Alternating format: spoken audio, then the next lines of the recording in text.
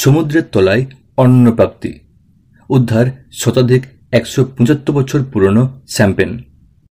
সবকটি বোতল মুখবন্ধ, একেবারে সিল করা, মানে সেগুলি নতুন নতুন কিন্তু 175 বছর পুরনো।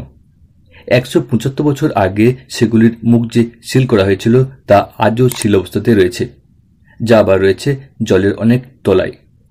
বাল্টিক সাগরের বুকে ভেসে চলা একটি মাছ ধরার নৌকা থেকে দুজন জলে ঝাঁপ দেন। তাদের মনে হয়েছিল সেখানে কিছু পাওয়া যেতে পারে।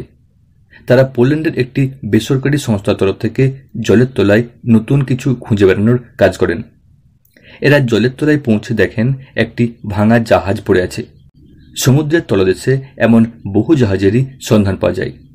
তারা সেই জাহাজের মধ্য থেকে শতাধিক নতুন শ্যাম্পেনের বোতল ছাড়াও পান পোর্সেলিনের জিনিসপত্র। সুইডেনের অদূরে 2 ঘন্টা ধরে বাল্টিক সাগরের তলায় ভাঙা জাহাজের আনাচে কানাচে খুঁজে তারা আরও অনেক জিনিসপত্র পান। তাদের ধারণা এই জাহাজ ছিল সে সময়ের রাজকীয় সম্পত্তি। প্রেস বিজ্ঞপ্তি জারি করে এটাও জানানো হয় যে ওই জাহাজের মধ্য থেকে অনেক মিনারেল ওয়াটারের বোতলও উদ্ধার হয়েছে। সব মিলিয়ে যে বিপুল জিনিসপত্র ওই ডুবে যাওয়া জাহাজ থেকে উদ্ধার হয়েছে তা ওই ডুবুরদেরও অবাক করেছে। তাদের একজনের দাবি, তিনি প্রায় 40 বছর ধরে এভাবে জলের তলায় খুঁজে বেড়ানোর কাজ করেন, কিন্তু এত সম্পত্তি একটি ডুবে যাওয়া জাহাজ থেকে এর আগে তিনি কখনো পাননি।